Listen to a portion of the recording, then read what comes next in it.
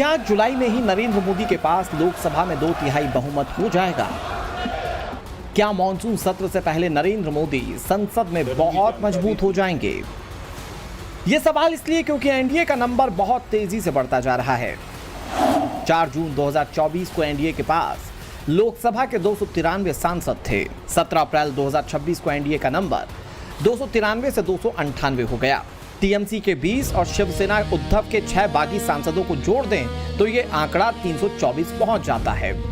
जो हश्र बंगाल में हुआ टीएमसी का, वही हश्र महाराष्ट्र में उद्धव ठाकरे की पार्टी शिवसेना का हुआ।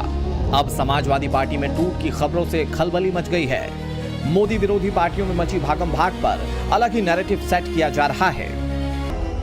2 दिन पहले कांग्रेस नेता अशोक गहलोत भी बोल चुके हैं कि हिंदू राष्ट्र का सिर्फ ऐलान ही बाकी है।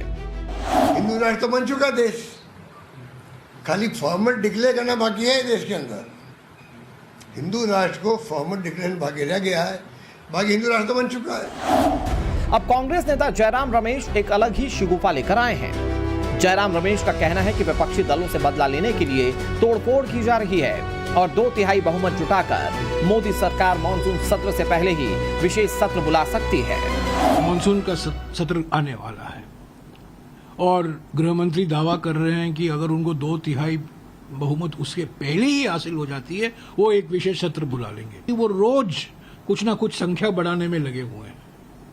हो सकता है कि उनको विश्वास हो जाए, जैसा कि उनको विश्वास था 16 अप्रैल को, इसीलिए तो विशेष सत्र बुलाया था ना, क्योंकि वो मानते थे कि उनको 2/3 बहुमत मिलने वाला है और उनको सिर्फ 298 वोट मिले। इसके बाद विपक्ष पर बदला लेने की राजनीति, तोड़फोड़ की राजनीति ये स्वयंभू चाणक्य ने अपनाई है। तो क्या सरकार की तैयारी मॉनसून सत्र से पहले विशेष सत्र लाने की है?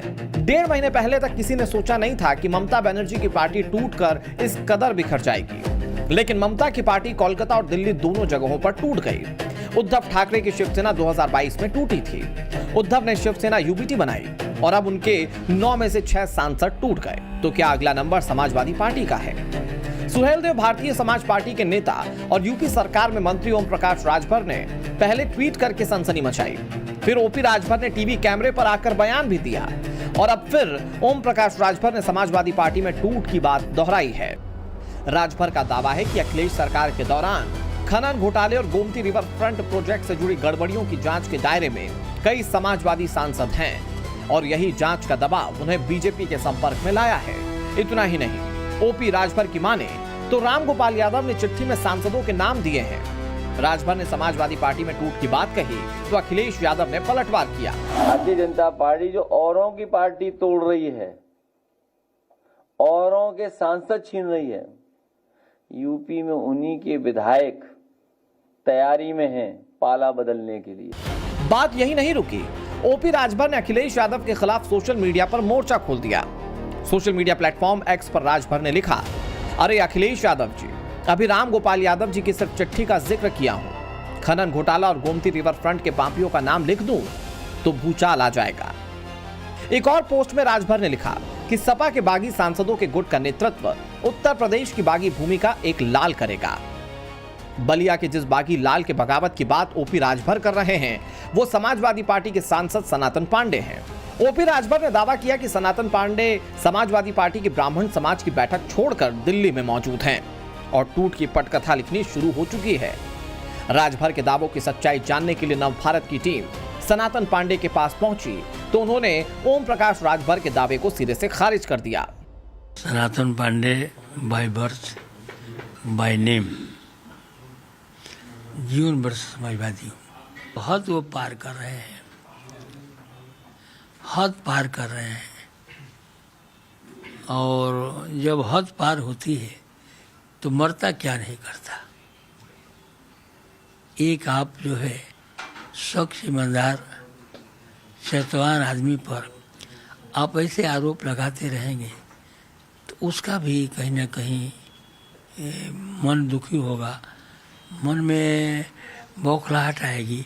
वो भी अपने जबान से कुछ शब्दों का प्रयोग कर सकता है जो मैं नहीं चाहता हूँ। सनातन पांडे ने ओपी राजभर के दावों को भले ही खारिज कर दिया हो, लेकिन राजभर ने फिर से सोशल मीडिया पर एक और पोस्ट लिखा। इसमें उन्होंने कहा कि खनन और गोमती रिवर फ्रंट का पैसा कहां खपा रहे हैं। ये बात डिम्पल, रामगोपाल यादव और अखिलेश यादव के अलावा ओम प्रकाश राजभर को भी पता है। एक खुलासे से आपकी हालत ये हो गई, फाइलों का पूरा पुलिंदा लेकर बैठा हूं। कांप क्यों रहे हो अखिलेश? आंख खोलते ही बलिया फोन मिला दिए ना। राजभर के वार पर अखिलेश यादव ने पलटवार करते हुए लिखा, भविष्यवाणी करने वाले अपनी पार्टी की भविष्यवाणी करें। भाजपा की गठबंधन से 30 सीटें मिलने की अफवाह फैलाकर जो पैसा एडवांस लिया है वो लोग इन्हें ढूंढ रहे हैं।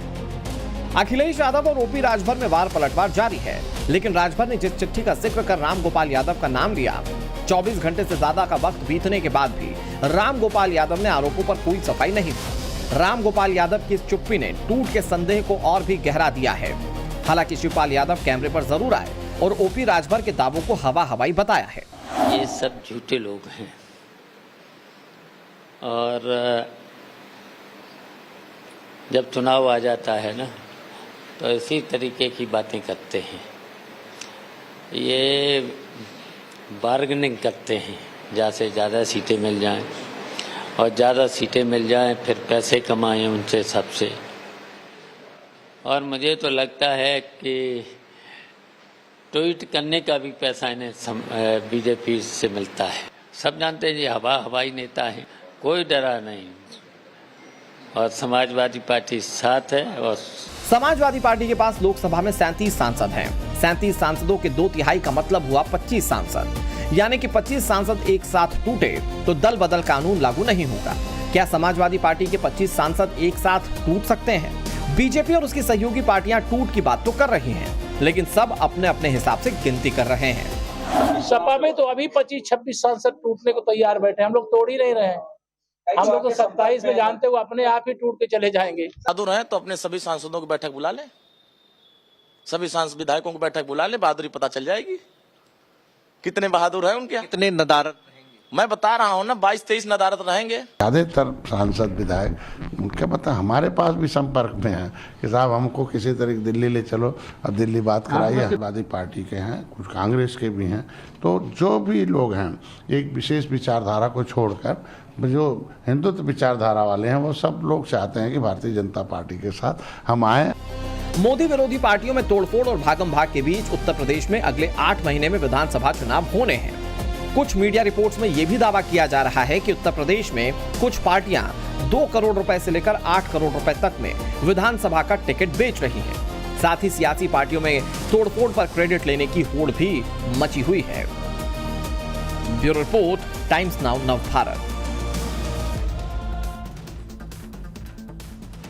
और अब बात पाकिस्तान के जलन की। G7 में प्रधानमंत्री मोदी का जलवा देखकर मुनीर डिप्रेशन में चला गया। वजह है मोदी ट्रंप की जबरदस्त बॉन्डिंग। कल तक जिस मुनीर को लग रहा था कि उसके पीछे अमेरिका का हाथ है, उसका यह भ्रम G7 में मोदी मैजिक के सामने टूट गया। अब मुस्लिम ब्रदरहुड के भरोसे फील्ड मार्शल M7 का नया फॉर्मूला ढूंढा। अब यह तिलिस्म क्या है, देखिए इस रिपोर्ट।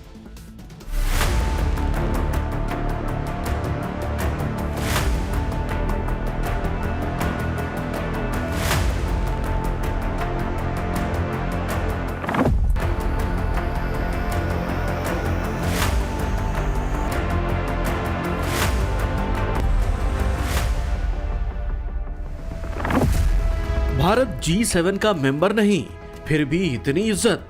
सारे वर्ल्ड लीडर मोदी के साथ दिखे। पूरी दुनिया में भारत की कूटनीति का स्ट्रॉन्ग मैसेज गया। अब ये देखकर मुनीर बौखला गया है। उसे टेंशन है कि G7 में तो उसे कभी बुलाया जाएगा नहीं, तो ऐसा क्या करे कि वो भी कहीं चौधरी बन सके। मुनीर के खुराफाती दिमाग में एक आइडिया आया कि वो G7 की तरह ही M7 बना ले, जहां उसे भी थोड़ा सम्मान मिल जाए। वैसे भी कुछ वक्त पहले तक मुनीर मुस्लिम ब्रदरहुड के नाम पर गुब्बारा फुलाए घूम रहा था। भारत भी मेंबर नहीं, पाकिस्तान भी मेंबर नहीं, लेकिन फर्क आसमान जमीन का। पीएम मोदी को इनवाइट भी किया गया और फुल रेस्पेक्ट भी दिया गया। दूसरी तरफ शहबाज के नाम की पर्ची भी नहीं निकाली गई। इसीलिए मुनीर की प्लानिंग है कि M7 बनाकर शहबाज को इज्जत दिला सके। लेकिन सुनिए पाकिस्तान की असल हैसियत पर पाकिस्तान में क्या कमेंट्री चल रही है। दुनिया जानती है कि पाकिस्तान की हैसियत क्या है, जो अपने मुल्क के लोगों का पेट सही से नहीं भर सकता। भला उसकी पहल पर कौन भरोसा करेगा, फिर चाहे वो मुस्लिम ब्रदरहुड का हवाला ही क्यों न दे। कल तक तो ट्रंप के नाम का कार्ड खेलकर मुनीर चौधरी बनने की कोशिश करता था, लेकिन हैसियत दुनिया ने देख लिया। ऊपर से अब मुल्क की अवाम कोस रही है सो अलग। पाकिस्तान में जो कमेंट्री चल रही है उसमें भारत के वर्ल्ड स्टेटस पर खूब चर्चा हो रही है, तो वहीं दूसरी तरफ पाकिस्तान की कंगाली हालत पर अवाम मुनीर शहबाज को लानतें दे रही है।